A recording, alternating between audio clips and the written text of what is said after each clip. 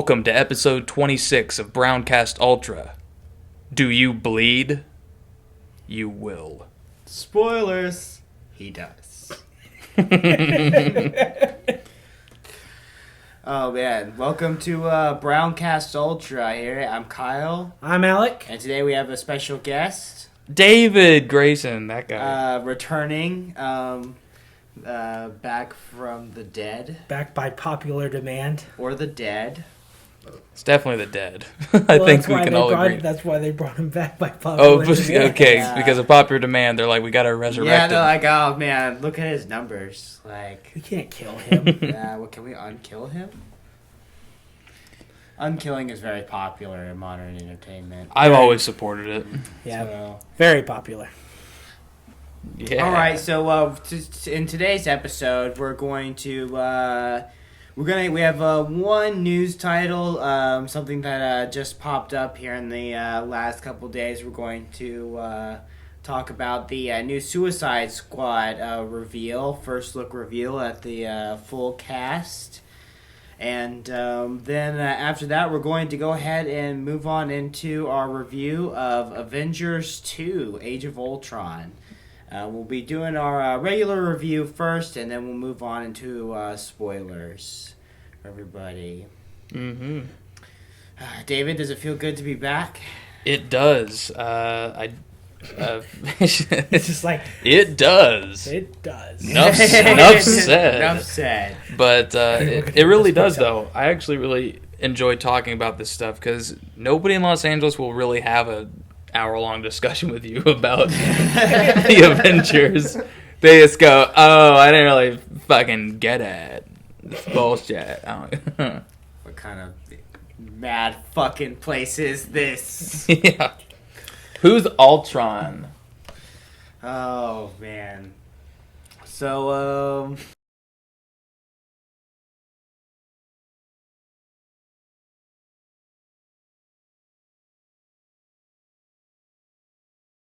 Alec, why don't you introduce for us the Suicide Squad picture?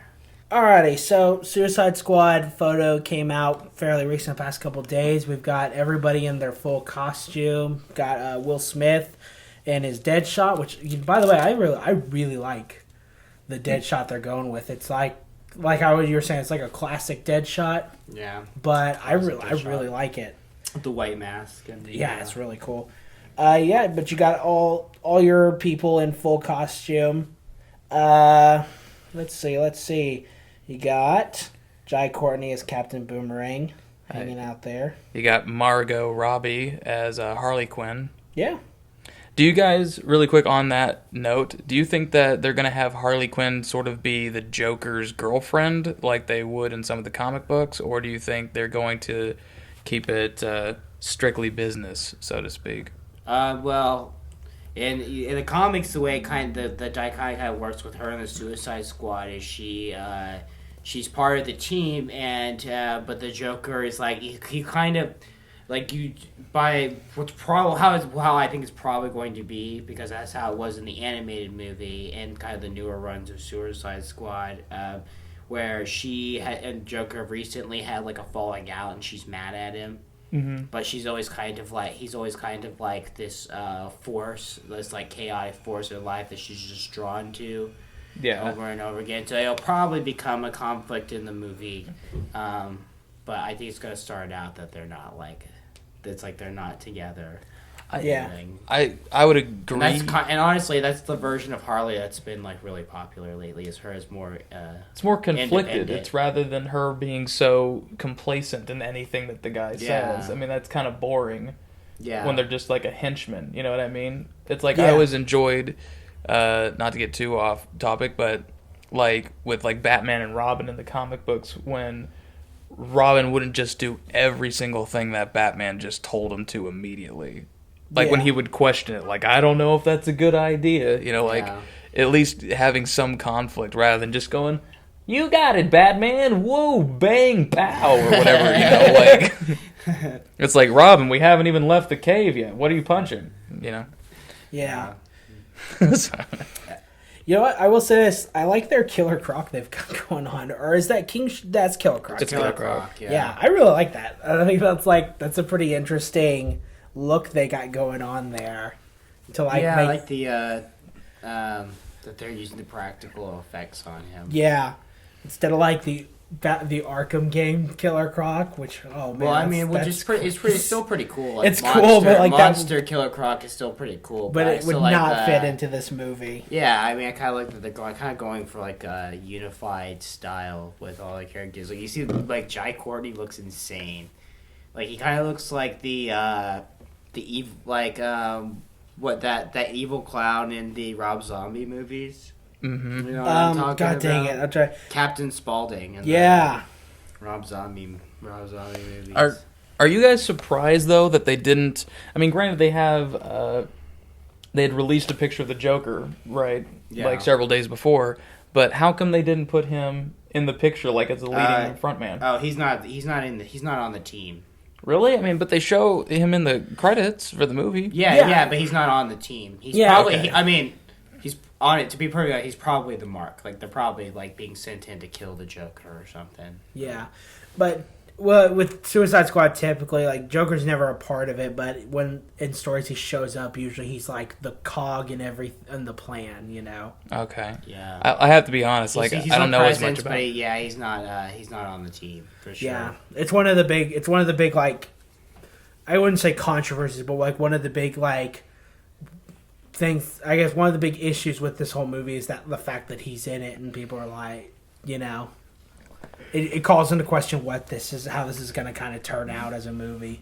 Well, yeah, because the leader of the Suicide Squad is Rick Flag. He's being played by Joel Kinnaman, who's in the middle. Who's probably like, you know, one of the least like, you know, when you have a movie with like Jared Leto, the Joker, Will Smith is in it, but like the leader is going to be Joel Kinnaman, you know, RoboCop. Then it'll be interesting to see. I have faith though, because I really liked Fury. So I think it's smart though to do that, to have like an actor of his caliber sort of in the front seat, just because the parts that always stick out to me are like sort of, I guess, like Will Smith playing Deadshot, sort of the supporting characters. When the supporting characters are played by really talented or Oscar-winning actors, I think those are the ones that people really take away from the movie. And the Joel Kinnaman, right? Yeah. Just want to make sure I had his last name right. You nailed it. He's kind of like the Jerry Seinfeld of the Suicide Squad, where he's like the straight man. Oh, what's the deal? Harley Quinn. Right, but he's like the straight man who doesn't really, you know, he won't probably have the most interesting part of the movie, but he helps better all the other characters because he's sort of like exposition. Like, he just kind of like, I'm going to initiate like conflict. Deadshot, take it away. No, you nailed it. That's definitely what he does in the comics. Yeah, he's like explains what the mission is and stuff, and then he's always there, to be like a straight man, like, oh, you shouldn't. He's like the commander, you know. He's like, you shouldn't do that. If he's the Jerry Seinfeld, then Joker is his Newman. Oh, God. The Joker would be, like, I guess it would be Newman. That or Kramer. It'd have to be Newman, you're right, because Newman rarely appears and the Joker rarely appears. So you're right, Newman. Will Smith's the Kramer. I bet that's an example that Jerry Seinfeld would never have imagined that we compared him to. You're like the Joel Kinnaman. And vice versa. You ever get that comparison? You don't? Well, I'll go away now. I'll just fade back into the mist. Oh, man. But, so, you know, honestly, I would say a lot of these, I am a little bit surprised they are going for kind of a lot of the classic look on all these characters, but at the same time, it looks like it's going to be really dark. Yeah. Honestly, which is what I'm hoping for. Yeah. So just to get something just like really, just like a fun like dark action movie, you know, for fun. Who's directing it again? Sorry, David Ayer. Now, what was the big movie that he's sort of known for doing? Fury.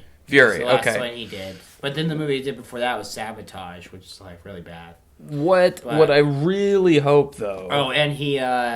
I should also say, when you say David Ayer, he was the writer of Training Day. Okay.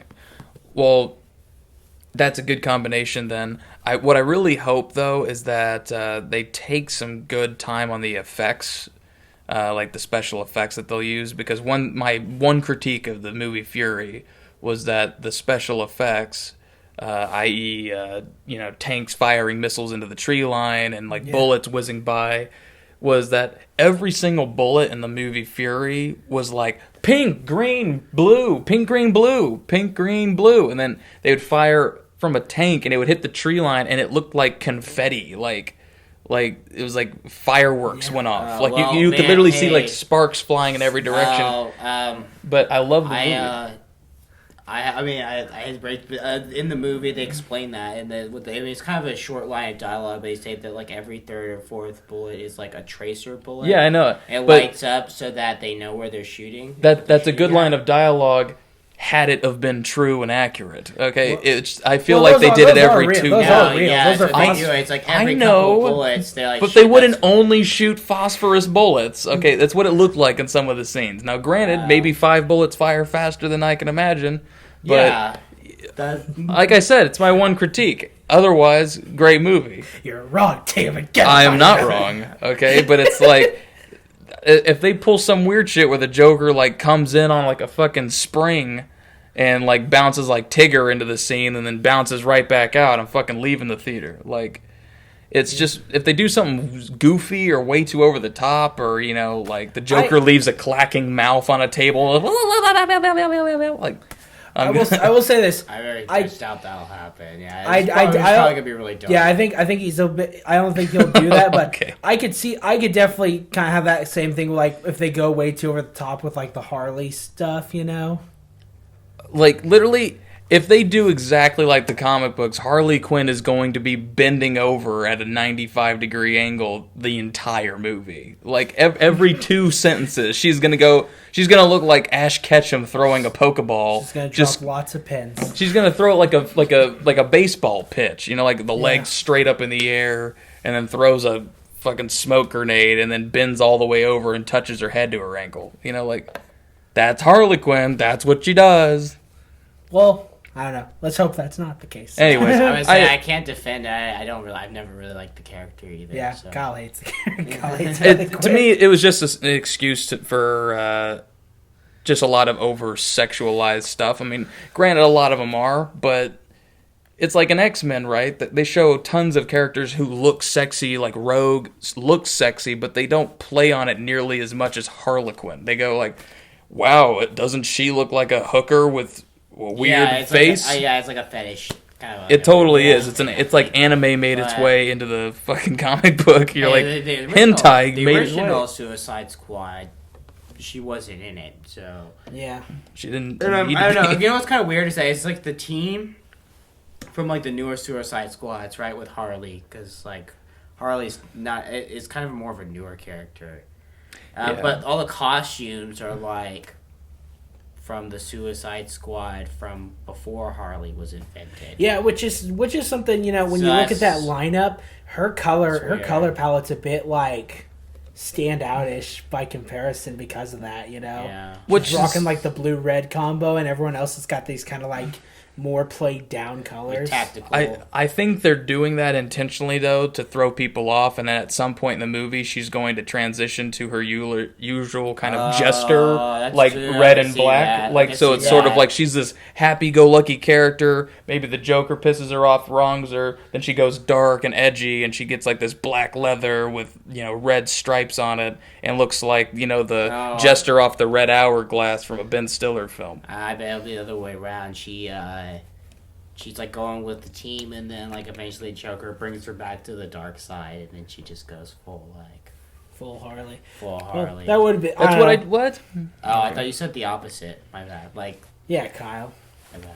I said that she's gonna be all happy and go lucky, then the Joker's gonna wrong her, and then she's gonna change to dark. I don't know if wrong necessarily means. I said they're gonna get back together. Oh well. Either way. It's kind of wronging her in a way.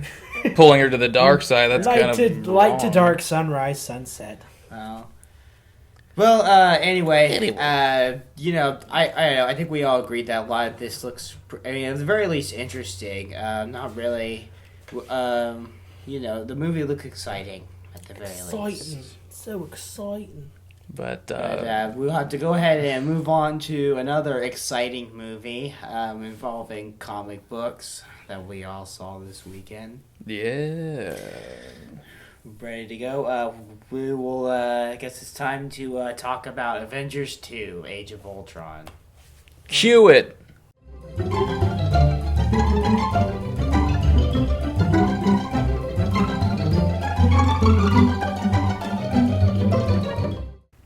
Alright, we are back. We are going to talk about the Avengers 2, Age of Ultron. This movie takes place after, I guess you could say after the events of all the Marvel movies prior. I don't know, but between like Thor and Iron Man, who knows which one was after the other. Not really important. But we get started. It all starts out with the Avengers are hunting down the remnants of Hydra. After reclaiming Loki's scepter from the first Avengers movie, this whole thing gets started off with a unintended discovery by Tony Stark and Bruce Banner, which they decide to use to create the ultimate security protocol called Ultron. And then, of course, like all robot things, this all goes south, and Ultron becomes, giant evil robot. And the Avengers must unite together to stop him and his sidekicks, Quicksilver and Black Widow. Or not Black Widow. God dang it. I don't know why I messed that up. What is Scarlet Witch. Scarlet Witch. Oh. Yeah, I just ruined that. Yeah, you. I apologize. You dumb fuck. Right. I'll turn in my Marvel card now. You will. The Marvelverse is crumbling at the seams, Alec. So am I. So, we all saw it. What are our thoughts? I don't know. I guess, David, why don't you start? Because I know what Kyle's are going to be. I've got to say, I did not really find the first hour of this movie that compelling. I thought that it really dragged in the beginning to hold my interest, but the last hour of it, or I'd even say, I'll be more exaggerating, the last 35 minutes of it were very intense and action-packed and very worth the money and worth the wait. But it was kind of like, oh, well, we can't just get to the part that everybody wants. We gotta still have a fucking movie. So can we just bullshit for an hour? Can we just talk about like what would Thor be like if he just randomly choked Iron Man for no reason and then set him down without really any conviction of will or... He just moved him. He was like, you're moving right. He really did like a chess piece. Like he just kind of picked him up like he grabbed the king of a chess piece and just set him down the other side of the board. Goes like, that's where you go, and then he just... That's a metaphor. He is mighty. He is a very mighty Thor. Luckily, he is mighty. I'm here to put an end to Loki's schemes. David. Interesting. No Loki. Yeah. No, I was kind of surprised. I thought they were going to at least hint at a Loki. I mean, I suspect that's they've only got him for so many. They've only got him contracted for so many movies at this point, and they're trying to save him for maybe because I mean, why else is anybody gonna go see Thor Ragnarok? Except that like now they can be like, well, you haven't seen Loki in like 2 years, and here he is back in Thor Ragnarok. Remember in Dark World where he was doing all this stuff apparently? Yeah, well, I mean, remember he was flying a ship around with one wing? Well, when we left at Dark World, Loki had taken over Asgard, and they didn't really allude to that in any way. And so I'm suppose we're just not going to hear about that until the next Thor. Yeah. You're just not going to hear about it ever. It's like which I think the next Thor movie is in like 2 years. Yeah, so. That's good. So Chris Hemsworth has time to get fat and then get back into shape. Yeah, wow. No.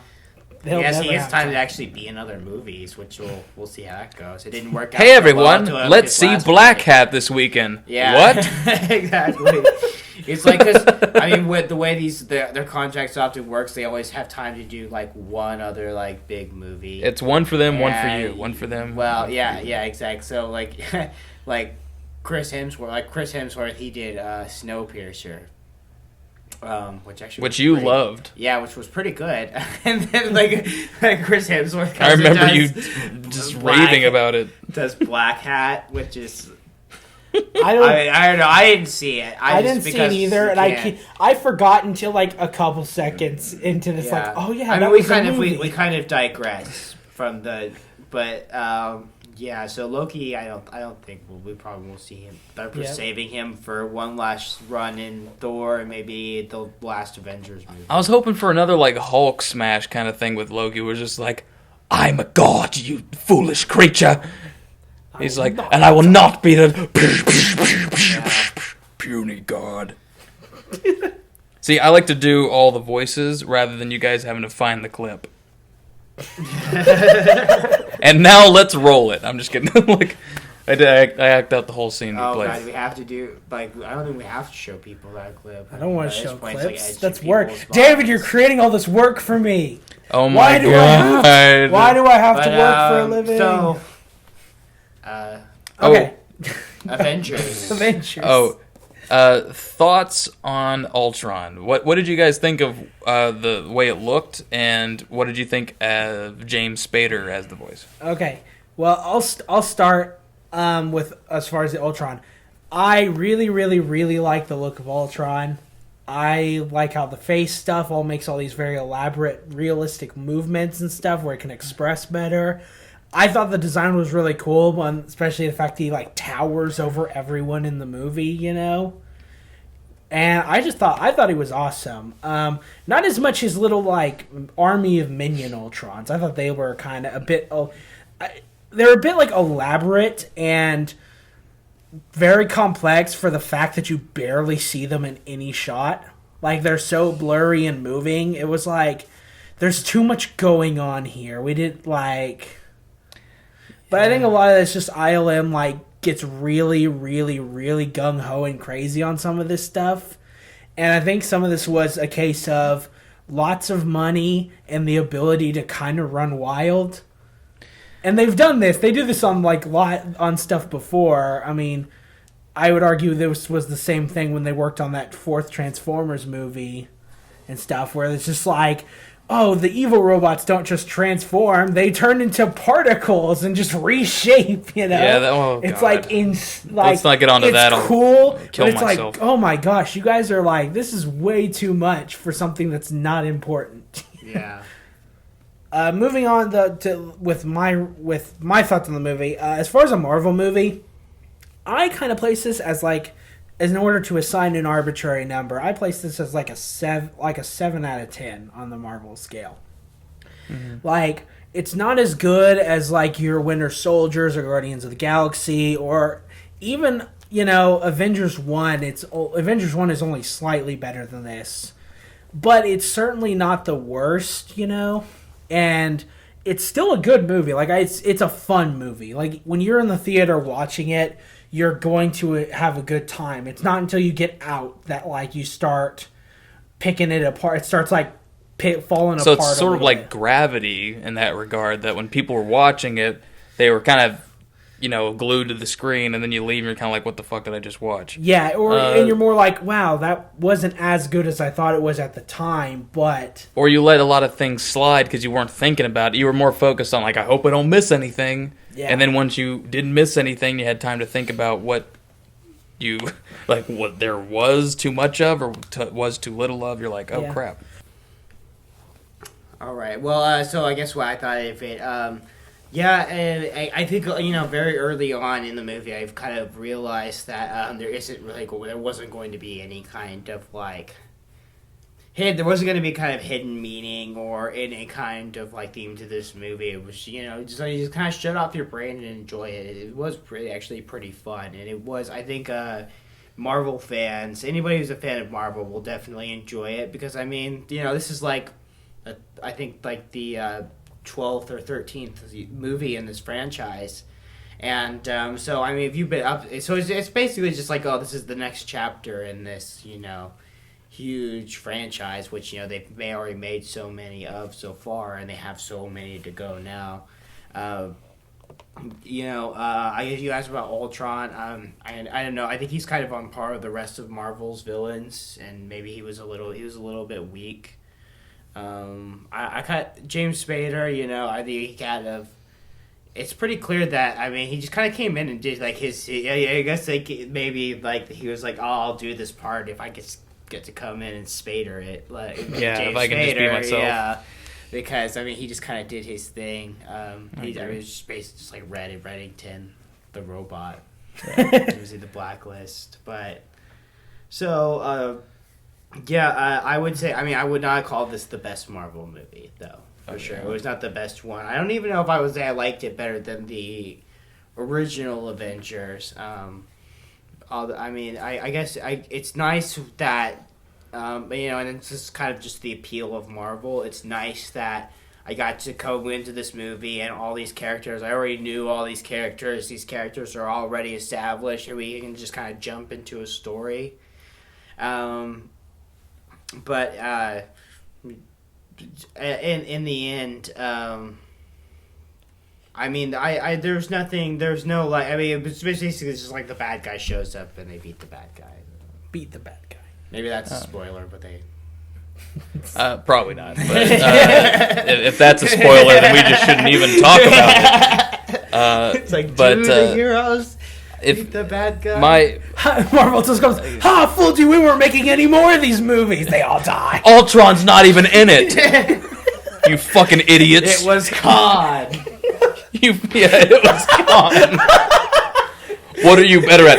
Everything. I'm better at looking. I'm better at having a British accent. All right. I just imagine solving mysteries. Ultron just takes his helmet off and it's Benedict Cumberbatch. Now that would be a twist. I did this to protect my family. Wouldn't you do the same, Tony Stark? No, he takes it off and it's Michael Shannon. And he just go, I will find her! I will find him! I will find him, Lara. I will find him. And then off he flies into an ice-shaped penis into the space. Oh, goodness. You know that's what they are. Ice-shaped. That's what it is. They freeze him and he flies off in a penis. Ice-shaped. Ice-shaped penis. Like a gay bachelor party. This dick was ice-shaped. Anyway, you heard exactly what I said. Anyways, my 2 cents. Honestly, I always have loved Marvel movies, and I am one to usually, at least in years past, to give a lot of goodwill to things that I have a lot of high expectations of, and I'm hoping they're not going to get ruined, right? So I go in there with a great mindset because I don't want one of my favorite characters destroyed or whatever. Like any Wolverine movie, for instance, that I go and see, I'm going to go in going, this is going to be amazing because I love Wolverine. But with this story, for one, I've never really liked the Ultron stories. They really minimized. Okay. I'll save some of my reactions for the spoilers, but I will say this. If you don't give it goodwill and you treat it just like a Marvel movie walking in without any prior knowledge, like you kind of try to shut your brain off, like Kyle was saying when you go in, so you can just enjoy it, I would give it, for a Marvel movie, like a 78%, so kind of where you are. Yeah. For a normal movie, like 69%. Because I think it really fell short. I think the characters were a little bit weak. It was a little spoon-fed. Like, this isn't spoiling anything, but I'm going to say it now. Is that, like, Captain America, they just skip too much with some of the characters. You shouldn't be done establishing them just because you did one movie and they all posed in a circle once. Hey, they're a team. Like, there needs to be more issues there, okay? It needs to be like, do you realize that one of these guys has a fucking hammer that summons lightning out of nowhere? Lightning out of the middle of a room in a cathedral where there's not even visible sky, all right? And they're just in a team together and nobody has a problem with it. No one. Nobody has an issue with it. Guy turns into a huge Hulk thing and tries to kill everybody. Let's all just fix that with a simple, couple of shots. I'll save. God, let's fucking get into the spoilers, okay? Are we ready? Okay. I think we're ready. Cut to the spoilers now, damn it. So from here on, we're going to go ahead and from here on out, the conversation will be littered with spoilers and plot details for Avengers: Age of Ultron. If you haven't seen the movie yet, then fuck you, we watch all it. three kind of, I think, more or less suggested it. Go see the movie and you can come back and listen to it, or you can skip to the end for our contact information. You have been warned.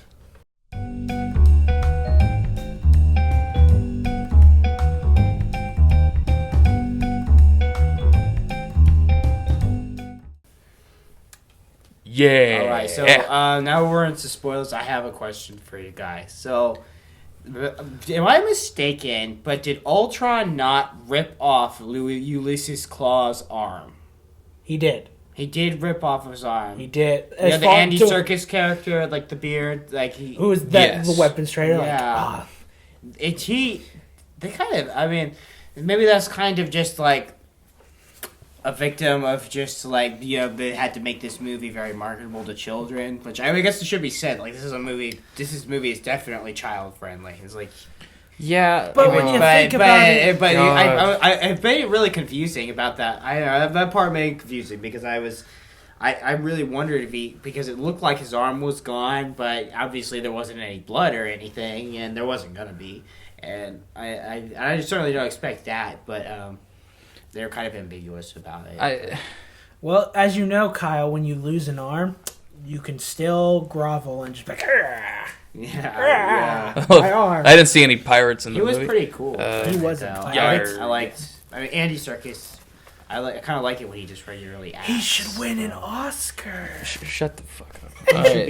You say that anytime his name's brought up. Yes. With his googly eyes. If anybody knew how ugly that fucker is in real life, they would be like, yeah, no, let's never cast him in anything. Let's make him a weird, ugly, trollish hobbit fuck. And in this one, we'll make him a fucking monkey because he's still too ugly to play an ugly troll hobbit fuck. Anyways, enough of a guy who I don't even care to wipe my ass with. BrownCast Ultra, the guests of BrownCast Ultra do not necessarily reflect. Oh, shut the fuck! I'll say it. Okay, these are my opinions and my opinions alone. I enjoyed his movies, but I enjoyed it because he was great at playing somebody who I extremely disliked. Probably because I dislike him. Just innately. If I just looked at his face, I would go, I want to punch him. All right? All right. So, anywho. Enough about a guy who doesn't even fucking matter in this movie. So, all right. Well, here's my question to y'all. Then we're gonna ask some questions. What did y'all think of the whole Vision thing? Like of how he pops in, and like his look, and like how they kind of didn't really use him all that much. Was he proper amount of time? Too much time? Little less time? What do you think? Proper. I think they did. They could have done a little bit more, but if you do too much, then they're going to be like, "Well, how come he didn't just appear for the last half of the whole movie?" It's like you get to a certain point where it's either you have to do too little or you got to just go in excess and just show him all the time. But as far as his look, they fucking nailed it. They did a way better job on his stuff, I feel, than Ultron. And in my personal opinion, I get the lips. I'd agree with that. I thought he looked way better than Ultron. Yeah, he looked awesome. And I'll get to my thing. There's a sick part where he literally, I love it. He looks at Thor, and I don't know if a lot of people notice that he literally looks at Thor. He kind of looks like he's checking out his ass, but he's checking out his cape. He's checking out his cape, and he just makes a cape out of nothing. I really loved that explanation of why he's like he sees out something in he cape likes and stuff. He's just like, oh, that's pretty badass. Sees something. Yeah, he's like, I'm gonna do that. That was pretty good. I also and subtle. So I like the hammer pickup thing too. That was the best part I think of the movie. Arguably. We're losing time because they've been building to someone picking up this hammer other than Thor ever since Thor was introduced. Yeah. The whole first 20 minutes of fucking Thor is people going, "Hey man, there's a hammer in the canyon." I want to pick it up. And then Stan Lee ties a pickup truck to it. And he goes, did it work? When it like breaks his car in half because apparently old people can't tell when the back end of their car falls off. I forgot he was driving the truck. He's like, hey, did it work? It'll work. And then there's people just going like, yeah, man, it was the heaviest thing I could ever lift. Couldn't even do it. And then they show, Captain America trying to lift it up a couple of times. Thor couldn't pick it up in the Thor movie because he was not worthy. And my father, his father before his... I cast you off. Sorry, I'm catching up on every thought that you haven't heard from David in the last 2 years. But that hammer thing, it was underappreciated, I think, by the audience. But I loved that. I thought that was great. Yeah.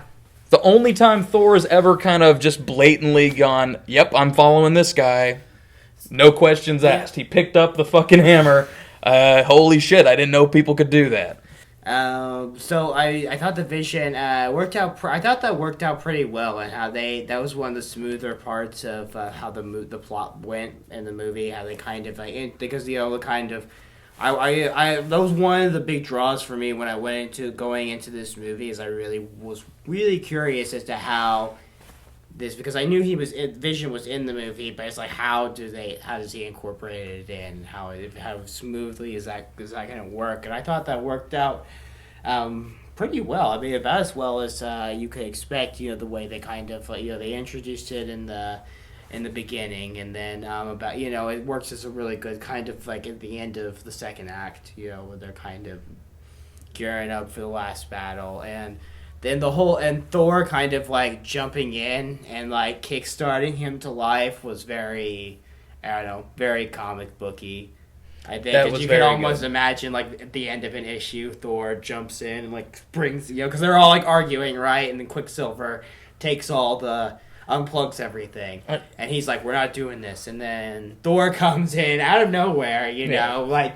Because shit happens in movies. Yeah. Remember, that's a key in Marvel movies. Shit happens. Here he is. Yeah, and then he shows up, pulls it. Could you imagine at the end of an issue, it'd be like, brings the Vision to life. He says, "We need him. There's a bigger threat coming," and then like to be continued. But and so I thought that all worked out pretty well. I generally had a lot of problem with the special effects in this movie, and so towards the end. So like Vision fighting and stuff, I was all right to watch. I mean, just in general, the special effects in this movie, the CGI, I thought just did not look good at all. In any way, the beginning with Thor smacking people, you know what I mean? When he's like he's kind of Legolasing, these people with his hammer. I have actually an entire rant about the beginning of this movie. Okay, that I wanted to get to. But I just wanted to say what I thought of the Vision. Yeah. So, I do like. We're definitely gonna get back. I like to Vision's motives in this, like where he's like, "Oh, I don't want to destroy Ultron, but I understand." It would have actually been cooler if he had been in the movie somehow. I don't know how though. I mean, but somehow been in the movie earlier, just because I enjoyed his talks with Ultron so much. Yeah, those were really good, especially the end one. In the woods. I wish they had done more with. Maybe they will, but I wish they had done more with the Vision and Tony Stark because of the fact that Jarvis was Tony Stark's creation, and now that he is sort of this sentient being, I thought he would be more thankful for his existence due to Tony. So I thought there was going to be more of a bond between those two because it even looks like they were about to go that way, and the director... threw you because Tony walks up with this loving look on his face as the Vision's walking up to him, and the Vision just numbly walks right past, and I'm like, "Oh, what the fuck?" Like, I thought they were going to talk. Words where he's like, he's like, they were going to kiss on the mouth. Like, and Ultron hates us. He hates you the most. Yeah. Well, that is kind of weird. I didn't really think of that. How they just kind of blow over that. I thought they were sort of friends, even for an AI sort of. Thing. I thought they always seemed like friends, you know what I mean? Like Jarvis was looking out for him. Yeah, it's true. Jarvis as a character. Yeah. And he gets upset, like teary-eyed, kind of upset when he sees how Jarvis is jumbled and looks destroyed. Yeah. So I was really kind of depressed they didn't go, not depressed, bummed out that they didn't do more with that. They didn't establish more of a relationship there. I do, like I was gonna say earlier, I am glad a little bit with Thor that they actually like use him to introduce the galactic stuff that's up and coming. I had a vision with like the Infinity Gems and whatnot. I actually think that was a good like use of him to actually like tip everyone off that this is a thing. Oh man, they had to. No, I hated that part. That was just like the Iron Man 2-y kind of parts of this where they're like we did because half of this movie is just like advertising for their future movies. Yeah, that it kind of takes away from just like the story at hand. I agree. I completely agree with that. They're spending time. I mean, thinking too far ahead. That was Thor's whole part of the story was just like all this. I had a vision. Yeah, he's just like, I looked at I looked at the plot for the next like 3 movies. That's kind of true. He did kind of just go like, I saw 4 movies in the future. And then Tony Stark was the same way at the beginning of the movie. He's just like, I've seen like all this stuff coming, so I'm creating. I'm trying to get a jump ahead. And it's like the whole movie. It's like all this stuff. It's like, the future, and then and then you just have Ultron. It's just almost like an afterthought. Yeah, he's not like. In the context of this movie, he's not like the biggest, baddest villain. He's just like this stepping stone for them on the way to like Thanos, and that's. Do you think you're not really doing them any justice? And this is like the same thing that Marvel does with their villains over and over again. They're just kind of using them and wasting them. Like, True. For instance, why did they have at the end of Captain America, they teased Baron von Strucker. Right, walking around in his like lab and stuff, and they've got the scepter, and they have This is the age of miracles. Yeah, exactly. He was he's in the movie for like 2 minutes, and then he gets killed off screen. Yeah, he's kind of a big villain, and plus he's like he created metahumans. He created 2 metahumans. He started all this. I mean, like, they were already working on, like, Ultron, and then, like, Tony Stark kind of finds it, and then, like, builds it up, but that seems pretty interesting, but, I mean, couldn't have had this be, like, a 3-hour-long movie. Yeah. So. Do you think... But maybe take out all the stuff from foreshadowing from the future movies. Yeah, they could have done a lot better. All that stuff in, I think I probably would have enjoyed it more. I think a lot of people would agree with you. Like, I mean, the whole Ultron story is supposed to be huge stakes. Like, you know how like X-Men Apocalypse, Apocalypse. Oh yeah, that's supposed to be the biggest stakes in the world because he in the comic books destroys the fucking planet. Like he literally. That's why they call it like. Isn't it Age of Apocalypse? Or just called Apocalypse. Oh, you talking about when Apocalypse took over? Or when Apocalypse. It's Age of Apocalypse. Yeah, Age of Apocalypse, and then they have an Age of Ultron, and the stakes are this one town's gonna get razed several thousand feet, and hey, if London falls on top of these mountains, then the whole world's gonna implode. Like what? That's like those shitty YouTube videos of like Nibiru and like 2025. Like a small planet's gonna hit the Earth and it's gonna implode. Yeah, it really is. Yeah, I mean it's kind of a small planet. That's what they said. I mean it was kind of that was like a what the fuck? When you get to that part, you're just kind of like, oh, that was his plan. I get, and there's jets at the bottom of this. Yeah, it's like that's kind of all right. I mean, it's like it's really left field. Like he's got this big plan coming up, and from the trailers, we all knew he was gonna have an army of robots. We all knew that. But like it was like he's got this plan. He's like, oh, I'm working on something amazing, and blah blah blah blah blah. And then like at that one point when he announced, he goes, oh, I like meteors, and I'm thinking, meteor. That's kind of like left field for you, ain't it? It's very small potatoes, okay? Why would he choose only a meteor? Well, not an asteroid size. He's not levitating South America. He's just levitating like a town the size of, I don't know, Norman, Oklahoma, going, well, wait till this thing fucking hits. you guys. That's how big that's about how big the crater is for the. It's about the size of like a town. Yeah, but I'm sorry. It took me out of it. Okay, when I see it floating like fucking Avatar, I think the reason why the meteor thing didn't work as well is because it was so slow starting.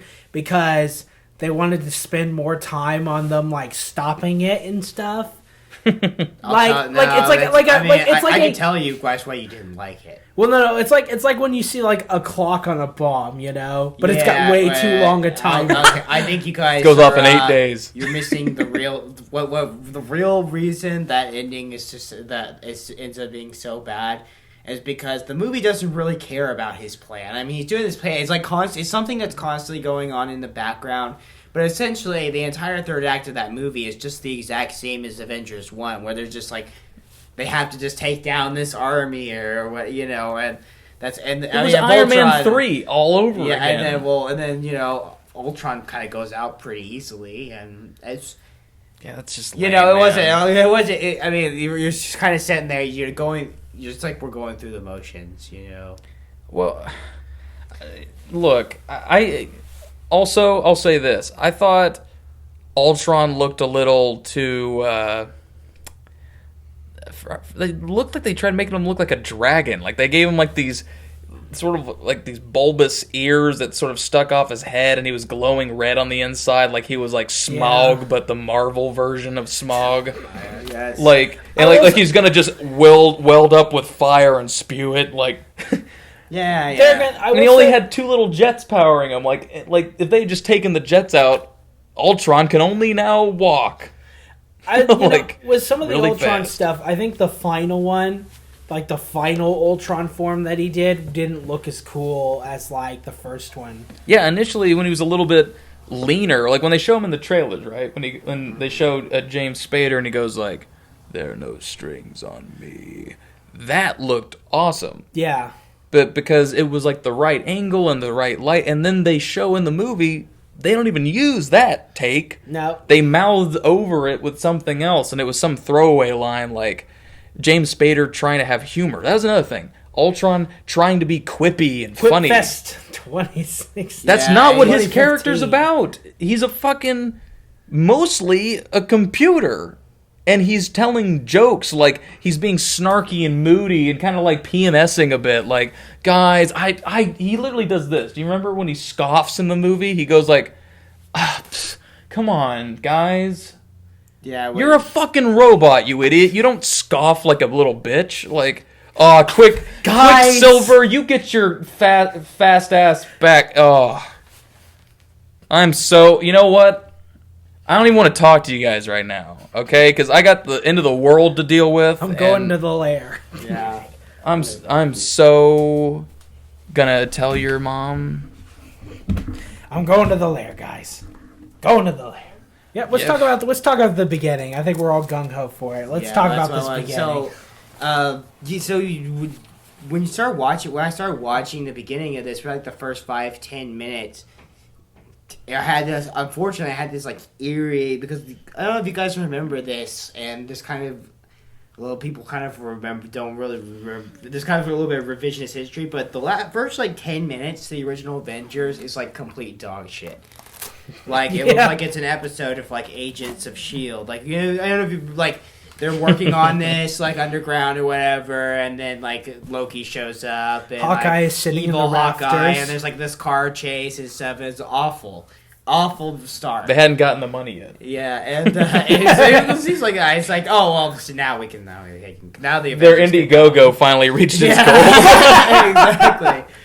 So, but the start of this movie, I mean, it was kind of like, they almost went overboard. They wanted this, like, super cinematic, opening with all the Avengers together fighting, and they have that money shot, you know. Total Star Wars mimic scene when they're on the guys, it looks like a goddamn cartoon. It does, like, so bad. But yeah, like you were saying, yeah, and that's, so, like, like he was a whole, like Thor hitting those guys with his hammer. That he was looked like the as first bad thing. as Legolas did when he was fighting the guy in the Hobbit. Exactly. Remember, because it's just he like, looked just and then like an action and then you figure. see Cap come over on a motorcycle, and that was fake, extremely fake looking. It's like, why didn't you just? He could just ride a motorcycle. Chris Evans can ride a motorcycle. You know what I didn't know? You know I didn't know. Now I heard it just before I went and saw the movie, and I was looking for it the whole time, and it was obvious now. Is that Scarlett Johansson was pregnant. Yeah. And, you know, if she's pregnant, don't ever get on a motorcycle. Like, for one, safety purposes, but also, you guys suck at editing motorcycle anything. Like, you know, Chris Evans on a motorcycle only looked good when they cut to the stunt double of Chris Evans on a motorcycle, okay? But when he's sitting up front, he's got too much of a baby face in that stupid Captain America helmet. You know, just like, and he's got his, like, he puts his shield in the front so we can all remember that he's American. You know, like, they do that in every time with Captain America. When he shows up, they just have to really have him slam that shield down in the front of a motorcycle and go, yeah, I'm riding this thing straight through the belly of hell. And then they cut back to Black Widow, and everyone's like, why the fuck is she in the Avengers? She has no powers, neither does Hawkeye. It's like Patton Oswalt was saying, like, I like the way you tetherball, sir. How would you like to be an Avenger? You know, it's true. They might as well have a guy who has an assortment of baseballs on his hip, and he has a baseball bat and hits them at people. What's up? You bring up Hawkeye. Did you not like that part? I thought that was one of the best parts of the movie. It's kind of Hawkeye's, like, human side. Yeah, they gotta go into his family. That is good. Why was that not in the fucking Avengers? Not Age of Ultron, but the Avengers. In the original Avengers, he's been taken over by Loki for most of the movie, actually, and then they release him at the end, and he joins them for the final. You know what a good after credits scene would have been? So this was actually the very first opportunity for them to kind of go into, which I'm really happy they took the opportunity to do that. I thought that was one of the main strong points of the film, is that they took an opportunity, not just for him, but also for, because, like, okay, like, him and Black Widow, right? Like, they're never going to get solo movies, right? Like, Captain America's had 2 solo movies. Well, wait, Black Widow is. No, she's not getting a solo movie. They were talking about that, though. Recently. Yeah, I mean, it was rumored, and but after Winter Soldier, she kind of got a lot of popularity because she was written pretty well in that movie, so people wanted it, and it was rumored for a little bit, but it's definitely not going to happen. Yeah. All right. They've already slated all their movies out for the next 5-6 years. Yeah. So since they're not ever going to get movies, like these team-up movies, are really the only opportunity there is to kind of flesh out their characters a little bit. And I thought, and maybe it's because, you know, Hawkeye in the comics is like, he's pretty cool, like John Everyman kind of guy, and they kind of, I like that they saw that, Joss Whedon kind of saw that, like, Hawkeye is, like, really the only character on the Avengers that's relatable to, like, normal people. In a way, because he's kind of just like this, you know, family guy. He's just like, oh, you know, I'm going out there because it's my job, and I'm, you know, it's all kind of, he's just kind of this. So, you know, he's almost, yeah, I feel like he's like the kind of the character for the audience, the one they can relate with, and I don't know, that part was really fun. I mean, there really wasn't a story there. I mean, it was really just like, oh, this is his family. Like, I know what to equate it to. He's kind of a normal guy and stuff, and I will equate that the Hawkeye scenes when he's walking in initially, not after. Once they established that, of became old hat to me. But when I will equate it to when in the Wolverine, I saw Wolverine walking through the woods with a beard and long hair and was like marking his spot on trees.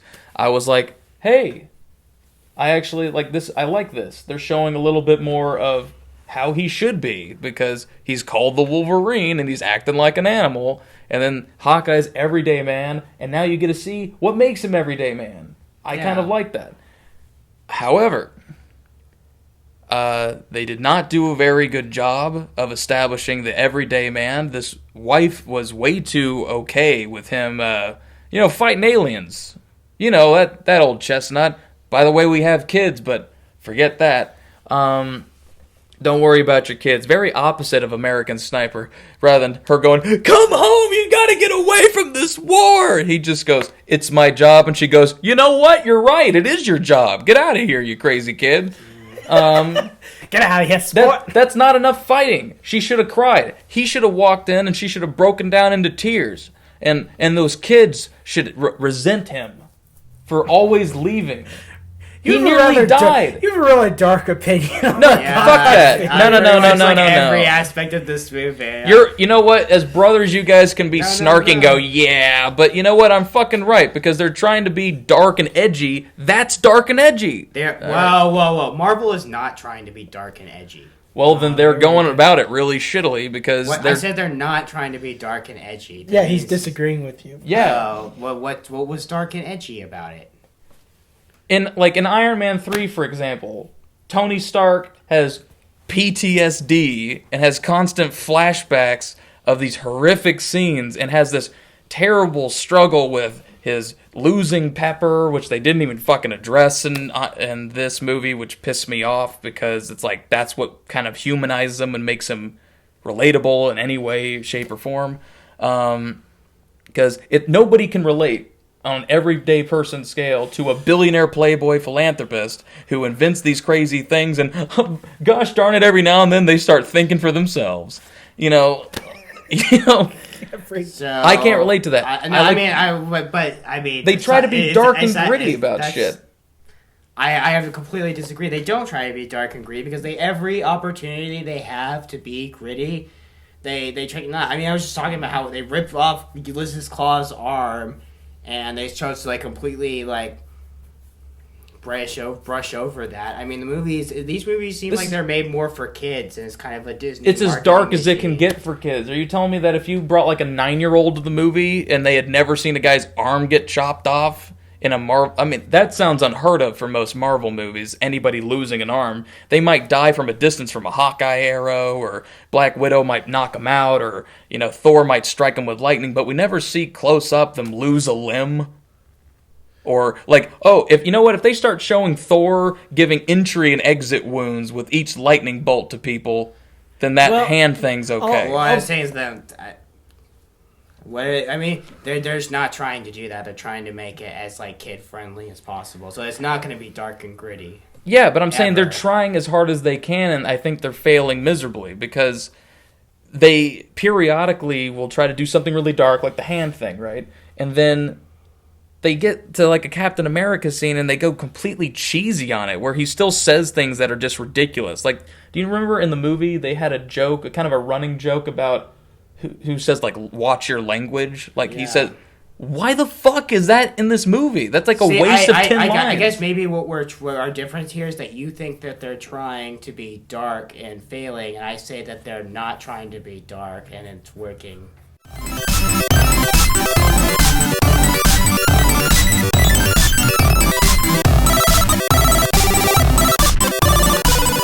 To Clark Kent, get how it's funny? Because he's Superman, and I told Superman while he was not being Superman that he should do something about it.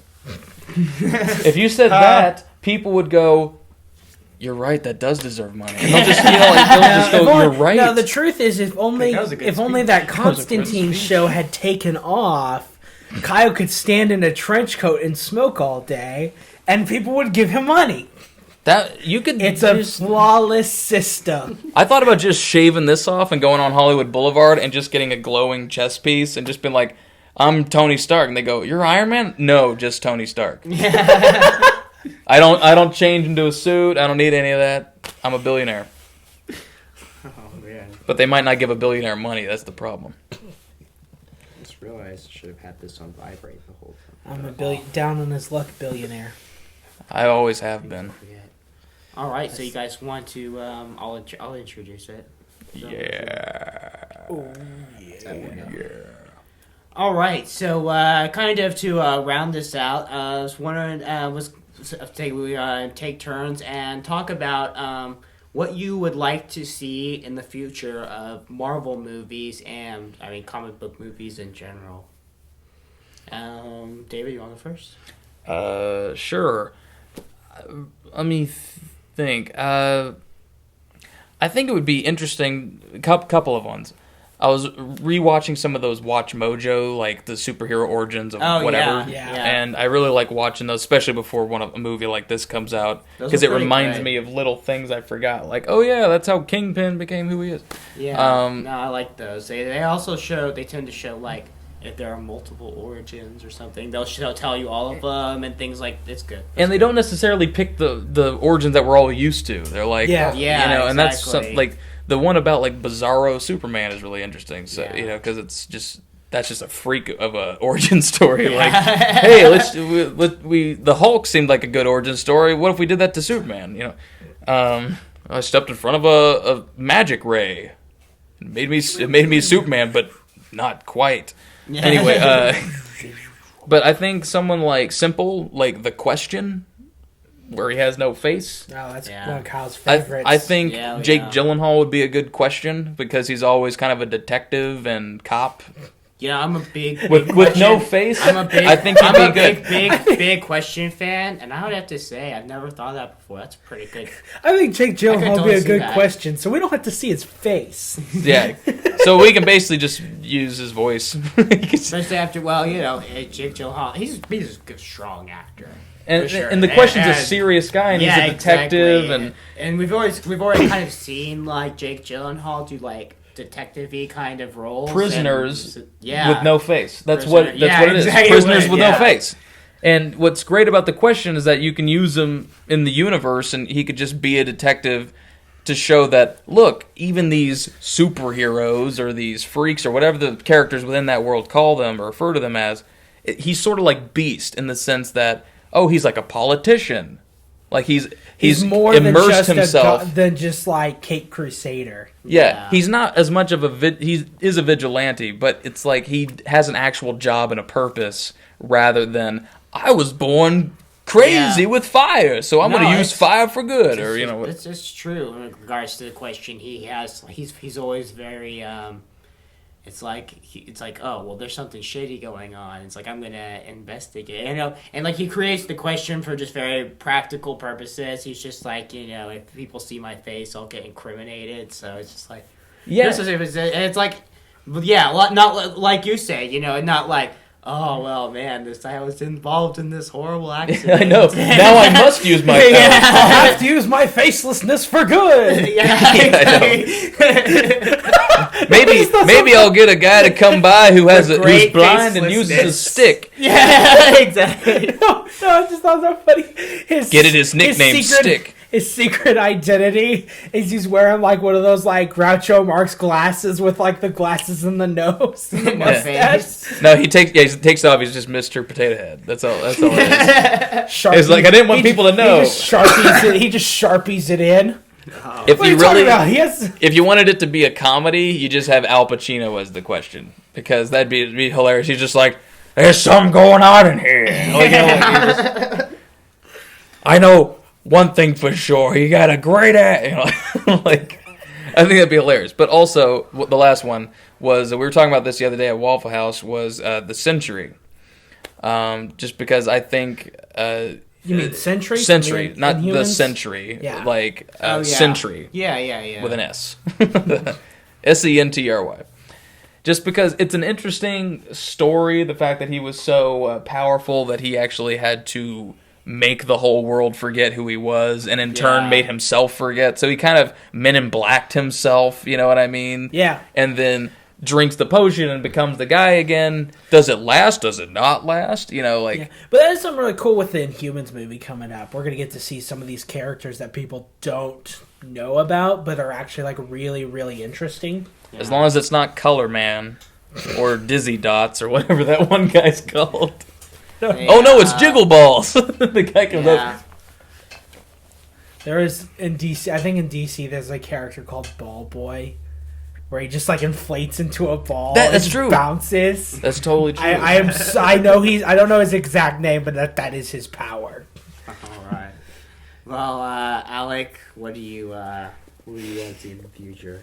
Well, here's my thing with the future of comics. Comic movies. Comic movies. Number one, I stand by my guns. I think there is going to be there is too many of these things coming down the pipeline too quickly. Yeah. Like I think we are going to. I'm now, not to say like I'm not. There's a lot of them that I'm excited for as a comic book fan, but I think general audiences are gonna get kind of burnt out on this when we start getting towards the end. Apart from that, which I've talked about before in the past, as far as comic book movies, I would like to see comic books of a more variety of characters. You know, I mean, we get like Black Panther's coming, we got Wonder Woman, but I mean, there's so many really interesting characters that aren't part of like the main canon of Marvel and DC. Yeah. And not to mention, I mean, there's so many different, especially with thinking about Captain America, Winter Soldier. I think it would be really interesting if for some of these movies we get directors in there that make them different genres of movies. You know, I mean, like I was thinking of this like for Black Panther. You know, it would be really cool if that was made like a martial arts movie, like a Crouching Tiger, Hidden Dragon. Oh, more stylistic. Yeah, like really stylistic fighting and just like elaborate stuff like that. I thought that's an interesting direction to go with something like that. Yeah, that'd be pretty cool. Or for Wonder Woman to set it all in the Greek setting and make it. And this is gonna sound cheesy, but make it like a 300 action where it's just like that's what she looks like. Ridiculous, like almost silly levels. She does look like the 300. Not a big surprise. Yeah. Zack Snyder. Yeah, but with that look.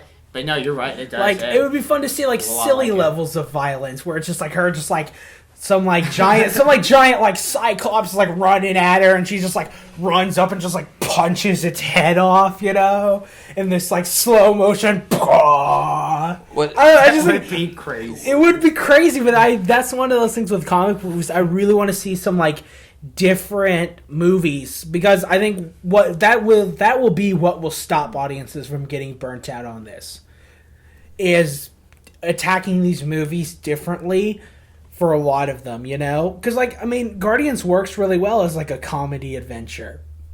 Instead of being serious. Like, in the comics, it's serious.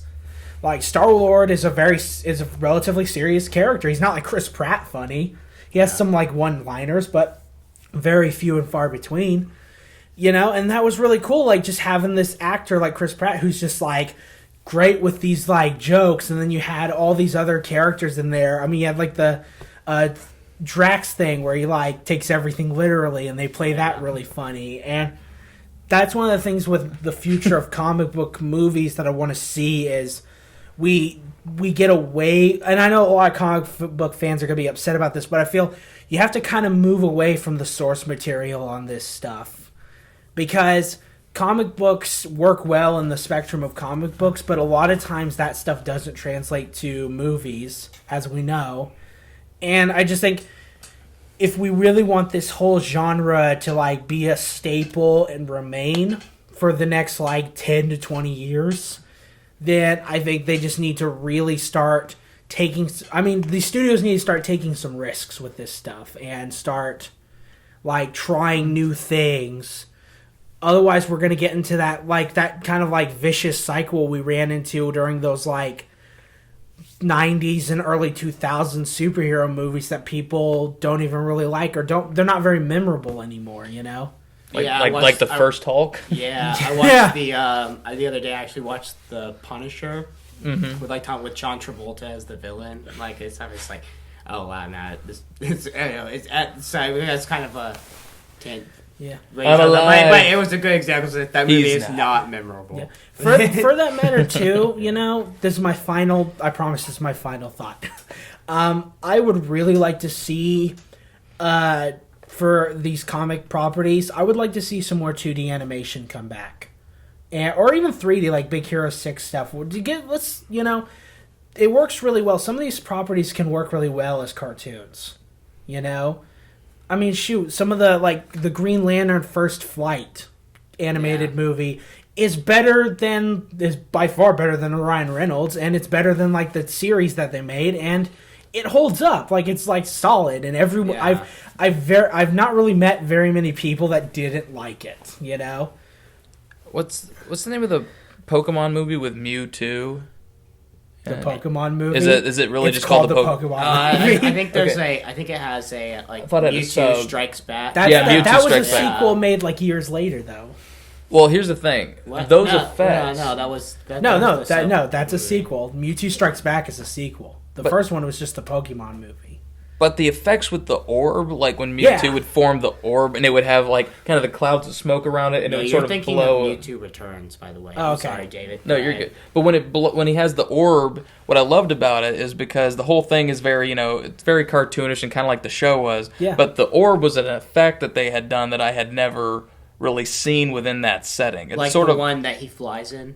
Yeah, exactly. Okay, yeah. Because it was sort of like, I don't know, it just stood out, and I think they intentionally wanted it to. It was really vibrant and well animated. Was what made it. And but you get what I'm saying, like all these. But it was eerie when you saw him floating there. I mean, for a kids movie, I was like, that looks sick. Like, because you almost were rooting for the bad guy because he looks so badass compared to everybody else. You know, wow, I didn't think we'd get to Pokemon. Sorry, I know. I was just springboarding. It kind of proved his point because didn't that look better to you than if they had tried doing it. Scarlet Witch doing all of her Psychic. Way better. Yeah, exactly. And also, you can do things in cartoons that you just could never do even with CGI. You know, like I was telling you.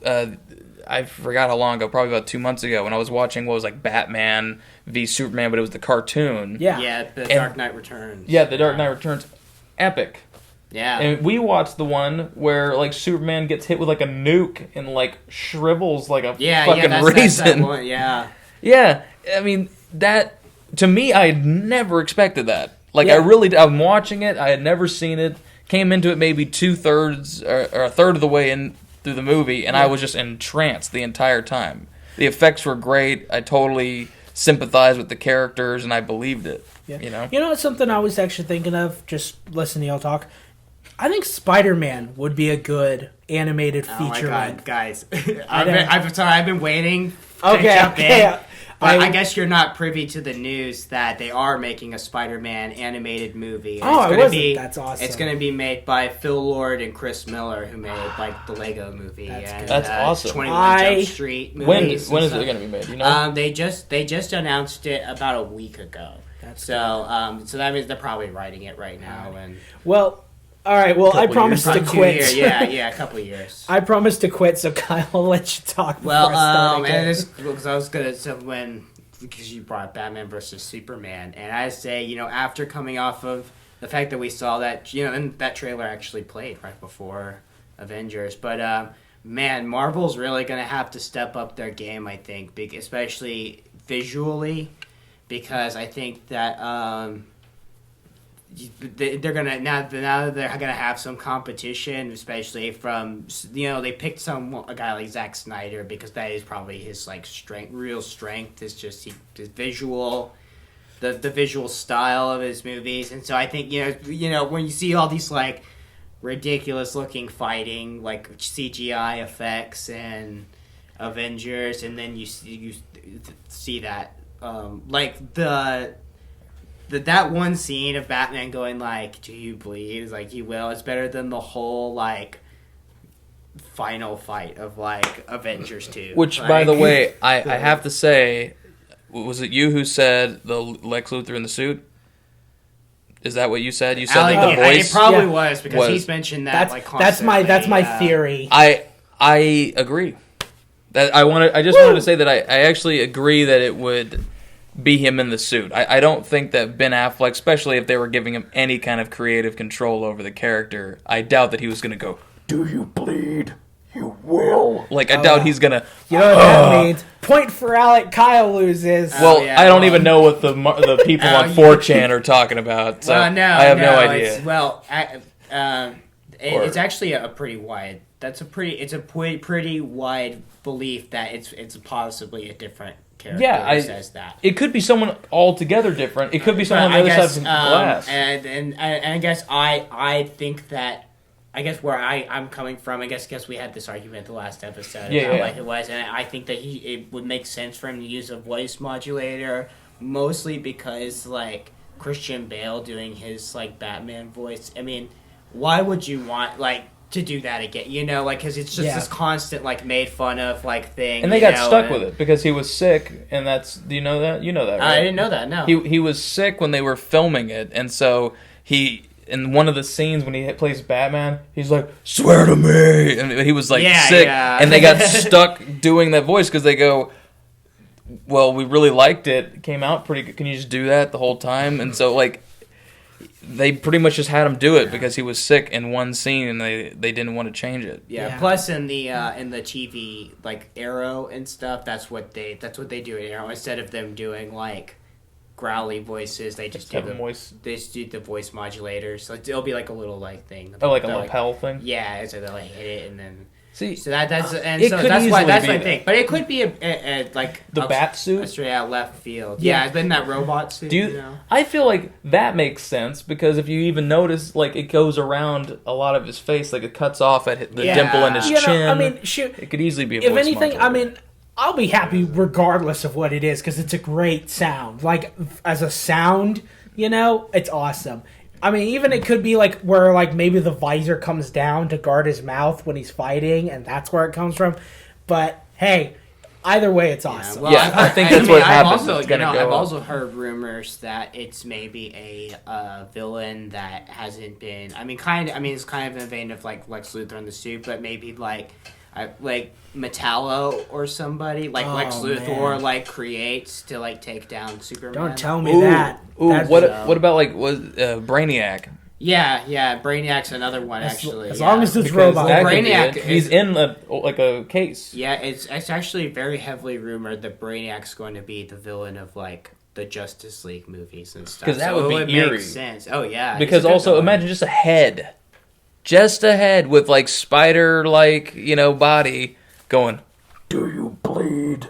That would freak me out, especially if they showed lightning and the rain, the trailer kind of coming down and they're panning in. That would freak the hell out of me, a Chucky kind of moment. Well, if it's Brainiac, man, they're gonna give the Avengers a taste of their own medicine for robot characters. Yeah. We'll show you how to make a robot.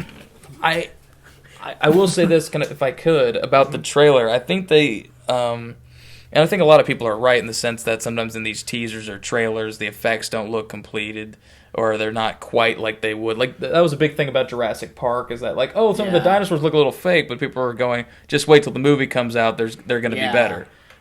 We've seen some advanced screenings or whatever, but in that scene where they show the false god on the statue, that looks really cheesy. It doesn't look very I'll have to admit, I don't like the look of that either. It looked very fake, but also just the fact that they had the slow lights coming on, I know that's not going to be in the movie. I think the false god will. The false god written on something, maybe a wall, but not that statue, and not with those lights, and not with that. It looks like the painting of that moon painting that you see in a museum everywhere. Well, I think what a lot of it is pretty, but it's not real. I think what that one is, if I can argue, some people probably say you're wrong.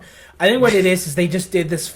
They made it for the trailer entirely, and then they just didn't texture it. Which, when you're doing digital stuff like that, texturing is long and expensive. And if you're just using it for a trailer, why bother? That's what I think. I completely. When the highlight of your trailer, it was solely to make a point to go with the audio of Charlie Rose and Jesse Eisenberg and I think Neil deGrasse Tyson's in there. Yeah. Talking about Superman. Everybody's raving about that. They're like, "Oh, I hope he's in the movie." I'm like, "Why? Why?" Just watch Cosmos. He has a lot of fans. What can I say? He's a very great voice. It's a very seductive scientific voice. He does. He's the sexiest scientist. Well, we digress. Man, when I think about fucking scientists, I always think about Neil deGrasse Tyson dinners. Shut up, Bill Nye. Yo, you're right. That bow tie. I want to rip it off. All right. Undo the top button. Why don't you wrap us up? So the future of comic book movies. We have a lot of cool things to look forward to. A lot of questionable things. I think one thing we can all agree on is I hope in the future they do way less commercials and trailers and stuff. This absolutely. Avengers thing got completely out of hand, and I avoided a lot of the stuff. But I kind of, after I saw the movie, I went and looked back on some of the like promo stuff that I had missed All out of it's on. in there. The whole fucking movie is in. It ruined it for me. It completely did. And you know what the funny thing is about that is that movies like Deadpool, you know, they're just doing like viral like Twitter and Suicide Squad, you know, just throwing pictures up on Twitter and stuff. It's a better way to do way more for the movie than like every other commercial, the McDonald's is, and it's like because you have to think, you got to like be like the question. Yeah. Hey, you got to have no face. But you have to like kind of read into it, you know, because they made it intrinsically detailed, like the whole like tattoos on the Joker. People had to go, what do those fucking, are they even going to be there? Is it just, are they just putting things that describe him on him and he's not even going to have like tattoos? That picture, which probably isn't even the final product, has got way more buzz than like any of the Avengers trailers. I can, like, that's for certain, like, because people he's actually they announced he's not going to have the tattoos. I mean, but people they like buzz that's developed from not knowing. The guessing game is what's fun. That is true. It's like people like questions more than they like answers. Yeah, so the answer comic book is never coming. Yeah, Terminator Genesis, people like questions and not a trailer that ruins the movie. Well, I think we unpacked that a lot. Movie idea, question versus the answer, or Q&A. That's what the movie would be called. And you know what? $1 billion. First off, if you're going to verse anything, question versus Predator. David Goyer's like sitting here listening to the podcast right now. Fucking gold. Would you guys agree, though, one last thing? Would you guys agree that, I like it when they do this, like in X-Men, when you see like a clip, there's even little things where they show like a kid in the background when Wolverine and Storm are like walking and talking, and he's like moving a paper airplane to a different room. Oh yeah. I would love it if more like Avengers movies showed these superhero people that were literally just like in the background and they never used them again. It was just kind of like we acknowledge that it's a nod to the comic books, and guess what? If Gotham City has 17,000 superheroes, then show them around like the Watchmen.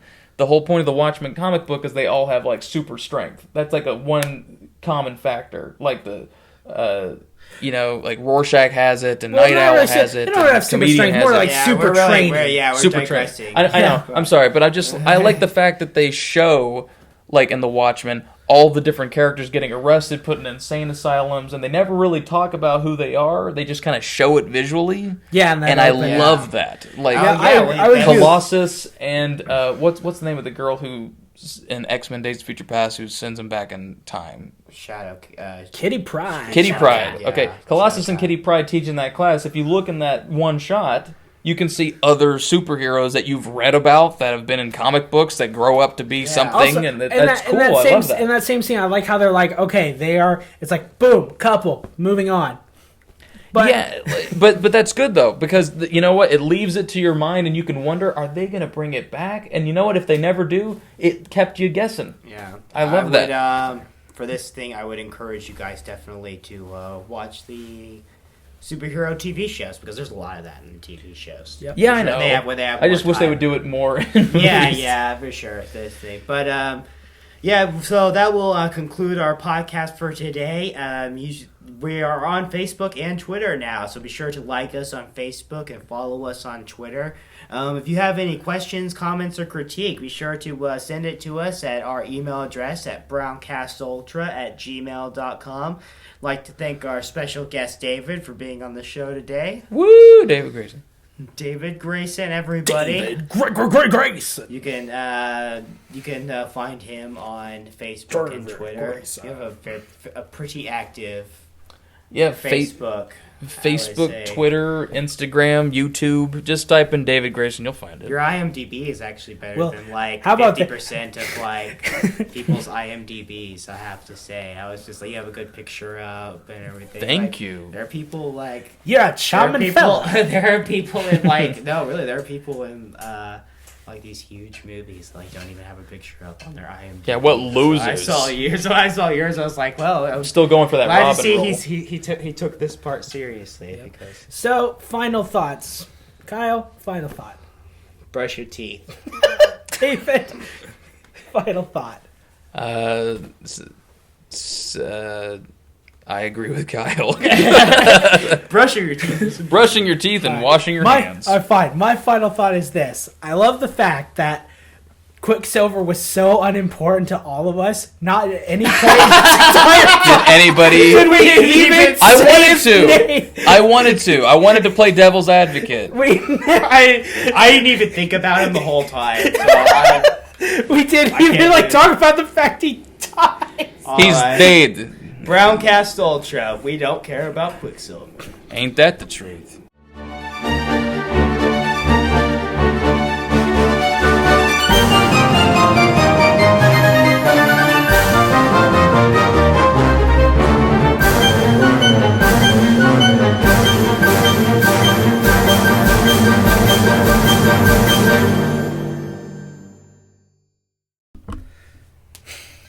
I mean, God forbid he should have to talk in a podcast. I know. This is bullshit. Why can't I just sit up? I've always been against it. I've always been a strong bench warmer. I think that's my best place. Yeah. Just a seat filler at the Oscars. That's my plan. It's my highest aspiration, you guys. Maybe one day I'll make $11.50 an hour to fill seats at the Oscars. What that? that? Oh no, they Clint need Eastwood's butt warmth. Oh, he'll be long dead before that even happens. He'll be sucking up to his son. All I can hope is that at least Morgan Freeman makes it that long. Oh, he'll live forever because, I mean, who else is going to narrate every fucking thing that comes along? Yeah, I mean, who's going to narrate more of Disney's nature movies? Or Xanax commercials, or Chase commercials. Who else is going to be old and black? We don't have any other old and black people. Are there other old black actors? Because yes, they're going to start using David Keith. Oh yeah, that's right. Yeah, he has a great voice for it. Oh yeah, he's like discount. He's pretty much discount Morgan Freeman. I love. That's what they use him in movies when Morgan Freeman can't do a stunt, like walk down a step of stairs, or like. He does have I like his voice though. He was good in Cloud Atlas. Yeah. That was a really long sigh, Kyle. This was weird. This is a weird sigh. Oh yeah, no, I was thinking about. Well, I really like him in Animated Spawn. Yeah, Animated Spawn. That's what he's most famous for. Spawn. And it's just great. It's great. I was just like, I kind of want to watch it. Maybe I'll watch it later. Oh, I'm thinking of a different dude. My bad. Go ahead. Yeah. Okay. Oh, are you thinking of the? It doesn't matter. Michael Jai White. Yeah, he's pretty that's awesome right. Too. That's right. Actually, they seem so similar sometimes, like they could be brothers. Anywho, David Gray said all black people are the same. Hey, we shared the first two names. Ah, good. All right, so are we gonna talk about Avengers now? David Keith Grayson. All right, I'll start.